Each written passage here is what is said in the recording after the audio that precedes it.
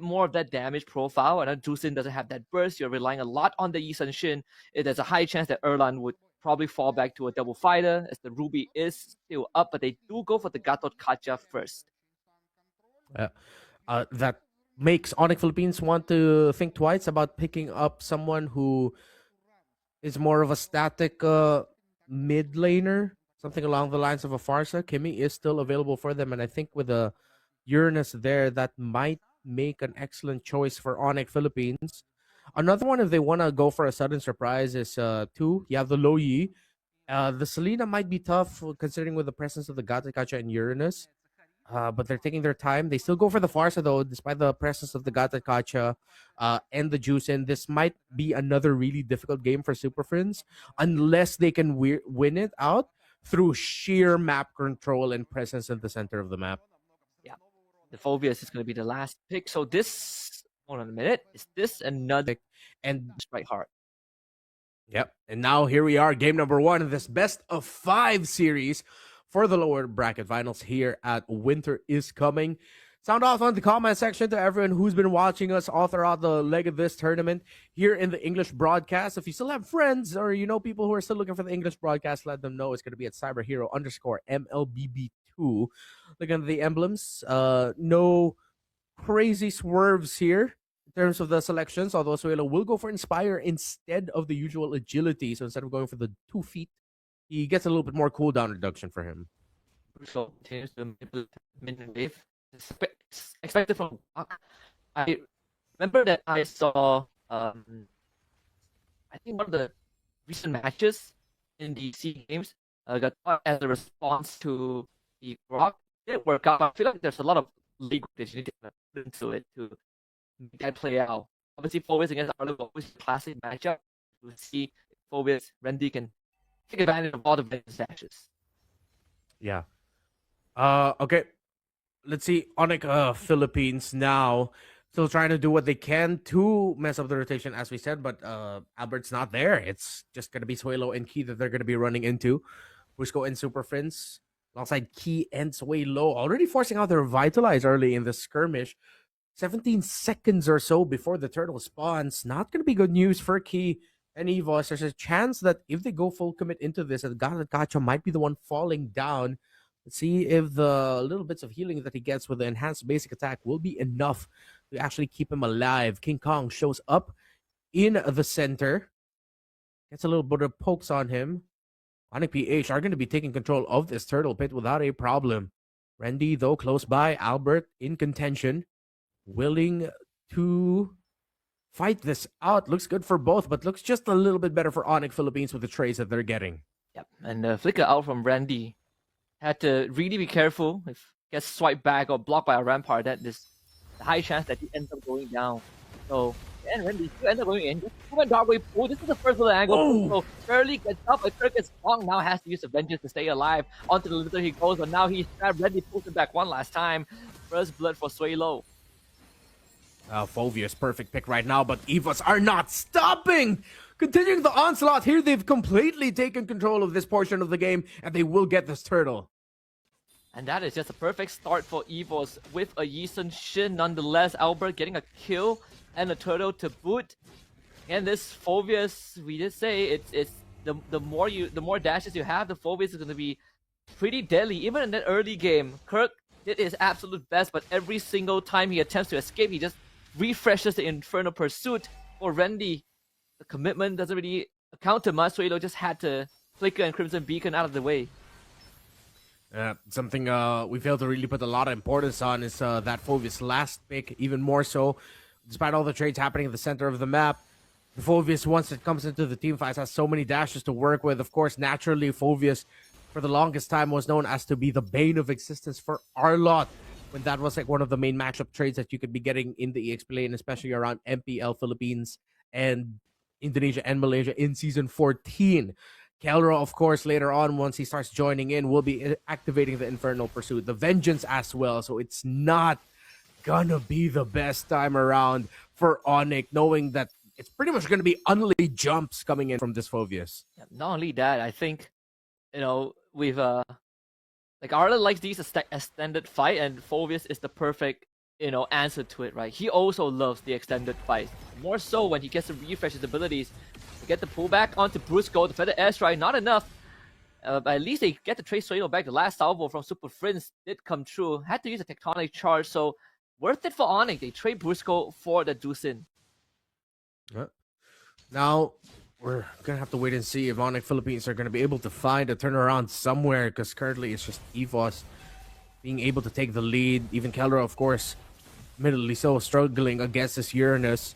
One of the reasons why Uranus gold lane rose up alongside Esmeralda is as a potential answer to the Harith in the gold lane to sort of like delay what it can do or minimize its impact in the map. Oh. Even the feather airstrike again, this time Suelo dying the second time in quick succession. Just came back to the map in time for the turtle. Onic Philippines now have priority. Another rampart. Albert has the traces away. Turns around with the turtle bow. Tries to take down Kirk, but Kirk vengeance. Oh, just plays hopscotch into the hands of Randy, who was waiting. King Kong does get the turtle, and now on full retreat. Key trying to catch up, but Randy actually missed the flicker. Try and catch up to King Kong. Another thorn roll. A dark wave pullback. Randy is relentless.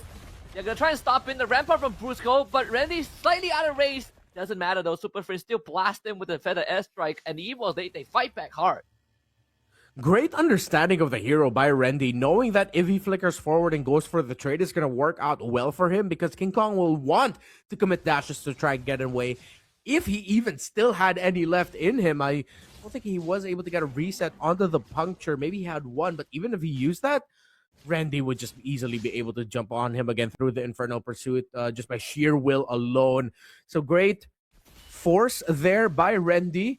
Now, though, Onic Philippines, they are still finding wins one way or another. It's not as one-sided as the gold would have you to believe, but Evos definitely have a little bit more control of the driver's seat. And Evos with just a slight 1.5k gold advantage. By no means is the end game, but if we just base it off of the statistics we saw earlier on, they are definitely feel a lot more comfortable the later the game goes. AOG gonna cancel out the feather airstrike. Key now forced to full send it, pretty much tanking through it. Revitalize does run now, but the passive will keep Key alive. Kirk not able to get the collection. They get a mighty swing onto Erlan, and Evos will disengage. Oh, very close call there for Key. I really thought he'd go down. But then Onic Philippines, especially Keldra, hesitant to full commit into that sequence, knowing that Suelo at any given moment might just be able to lift him up in the air, forcing how to purify at the wrong time. We saw Keldra didn't use his purify until he got that last mark up on the butterfly from Juicin, and he was closer to his own turret. Yeah. Once you get lifted up, purify doesn't really work anymore, so that the timing has to be precise. Randy forced to commit, and the Tectonic Charge, the final slash to commit everything to make sure that Randy doesn't get anything done. Turtle boat going to be available for Albert. Now this objective harder to work on. Brusco gets lifted back, but no damage from Evos for now. It allows Kirk to slightly walk on forward. Here comes the conceal. They land a turtle boat, which does miss. Brusco now in the midst of everything. AOG from Key doesn't get anything done, and Keldra now in the midst of things. Key's still alive, and Albert gets the turtle. Now ready to collect some bodies on the way out, but Onic PH are gonna disengage. Excellent fight by both, but you see the sheer presence of the Uranus and the Phoveus together. Of course, Randy pulling the trigger a little bit early there. Flicker forward. They find King Kong. Albert now needs to run away. The Traceless on cooldown, and Keldra will find the trade back. But now he's in no man's land, lifted up by Suelo. Erlan on top of him and just takes him down with the Cosmos power. Kirk not able to do much to Erlan. This Uranus is still durable at this point of time. And even forces Super Prince to use that wings by wings to get away. Oh, very tough every fight here for Onic Philippines. Keldra even with a little bit of smirk on his face. I think that's a smirk of, yeah, this is not going to be an easy game for me. Presence of Phoveus, everything. They're doing what they can, but the sheer amount of body that Evos has, a little bit too much for Onic. And Kirk struggling to move another rampart. Finally gets something out of Erlan. That's his ult and the Purify. Keldra spotted again. Erlan's going to be on the case, so Keldra not really allowed to have much fun with this Uranus around. Yeah. The Uranus, the Phoveus, even the Juicin, constantly keeping him on his toes of when he needs to use that Purify. Evos have drafted this in such a unique way, but just within the bound of reason so well that they've pretty much been able to negate a lot of the strengths of the Onic Philippines lineup. The Genius One, let's see if that's gonna be the difference maker here for a lot of these team fights. Whittle down these beefy frontliners a little bit faster for Onic, just so that Kelra can come in and finish the job. And if it's not Kelra, it's gonna be King Kong. But a Radiant Armor pickup just at almost at the same time from Erlan means that even with all the magic damage coming out, that Uranus is gonna be one difficult target to take down. Bit of that deja vu from the earlier series too, where Onic Philippines struggle as the fight drags out. Against Versatile Timing was the Arlet as the problem. Right now you have a Fulvius and a Uranus and a Tucson. Yeah, they kind of triple that. Triple magnitude, 3 times the magnitude of what Onic PH had to deal with. This Lord Dance will not be easy. Great control by Evos in the map. They have a slow push up top happening. Sure, it's not going to fall down, or I think it will be. Very close to falling down. Rendy up front already. Here comes Kirk. Evos looks very good for them. The threats that they have all across the map and in this fight alone. But they are still playing the slow game, respecting the chance of Onic being able to steal it away. See if King Kong will have time to get his purple buff before anything happens. Yeah, Onic just poking and prodding at Erlan, but he's just going to heal back up with that passive. Still has the Purify available. He did have to expend his ult early, but when he comes back off cooldown, then he's going to be able to continue to put pressure onto Onic Philippines. Now a final slash from Kirk. Good stuff. Suelo is straight up gone. And Kirk makes the great escape. Evos caught with the pants down, and Onic assumes control of the Lord. Should make things a little bit easier, but there are still some big threats that Evos has that can pose a challenge to Onic Philippines if they're not careful. King Kong clearing up the minion wave down bot to apply a bit of pressure there, but he gets spotted out by Key and Albert. Albert's gonna try and chase him down. King Kong barely gets away with the Phantom Execution. And that's gonna free up Lord control for Evos. This dance starting to be dragged out. And Onic Philippines, they will have to eventually take some recalls. And now we're gonna allow. So we have to respect the adaptation from them. Kelra almost trapped, and Rendy does have to flicker to safety, but this is Lord control surrender to Evos. They will walk away with the objective. Kirk finds the final slash, but we Suelo around and alive. Really nothing much that Onic can do. Yeah, Crimson Beacon forced out just so Suelo wouldn't get damaged, but as expected, Evos will be able to get the Lord without that much of a problem because of them spotting out King Kong at the bottom lane, trying to manage the minion waves there. So now Onic Philippines will have to be playing from behind.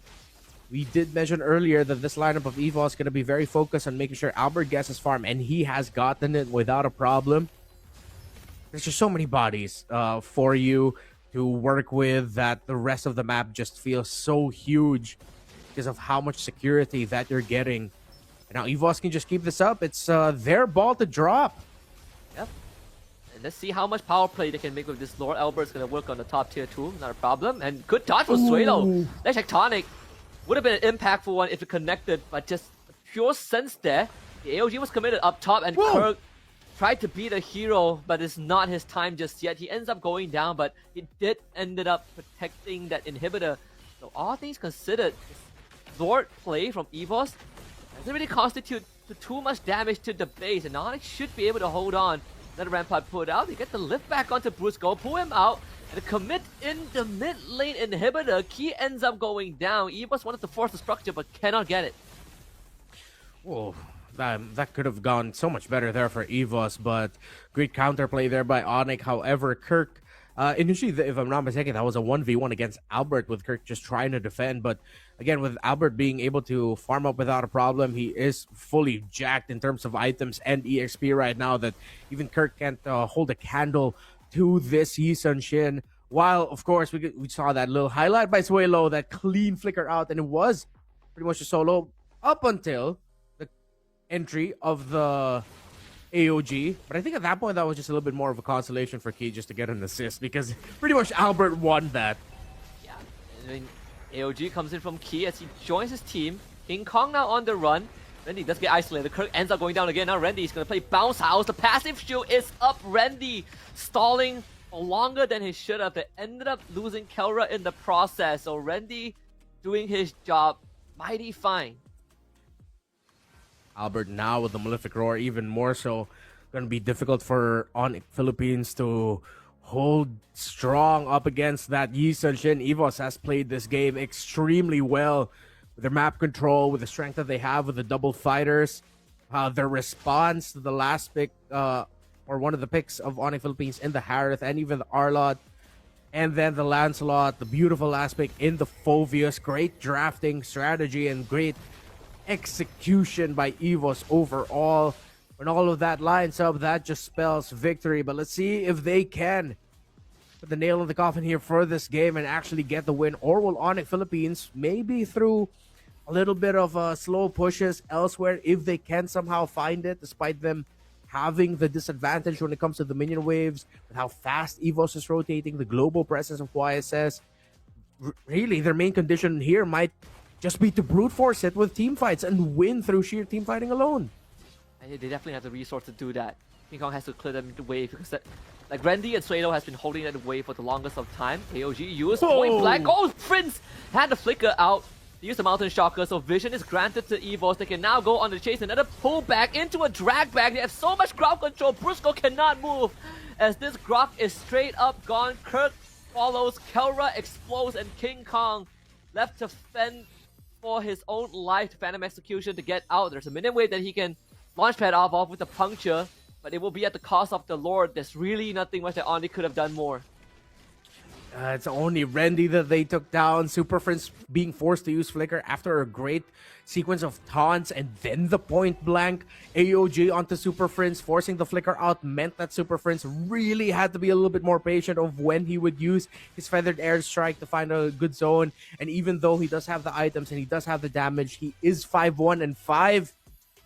Too tanky is the problem. It's only Randy that went down. There's still a Uranus that you need to go through. There's still the Gacha that you need to go through. So maybe this Divine Glaive pickup now by Kelra might be the little missing piece of the puzzle that they needed in terms of damage, of being able to melt through these front lines. But it's even gotten to the point where Albert is just buying and selling and trading items around. He built up a Malefic Roar earlier, sold it at some point, and then just built it up again. That's how rich the season Shin is.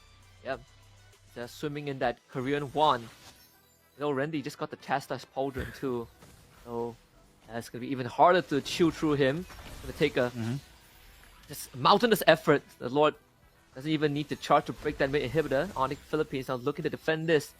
Suedo just holding up the lantern constantly. King Kong will be the main source of, Lord clearing. Get the knockback, and Randy being very patient. AOG now comes in, hits on the tree key, finds a follow-up taunt, instant response to Purify. Kelra needs to get out of there as the Lord finally gets taken down.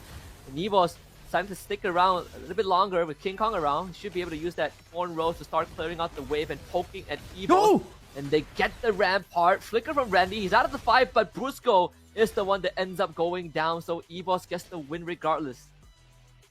Double fighters has been the bane of Onic Philippines throughout this day, and it continues to be the case here for this game number 1 of this best of 5 series. Albert is chilling in every sequence I watch him, and even Suelo sweating a little bit more because Onic Philippines is looking at that juice in, and he's like, all right, I need to use my Crimson Beacon at the right time. Oh, okay, I don't need to use my Flicker just yet. While Albert is like, cool, yeah, let's go. He's just free hitting from the back without any care in the world. And he doesn't have to so much because, again, it just takes so much out of Onic to just even try and get to the juice in. And then there's Erlan, who just takes 0 damage. Look at him. Yeah.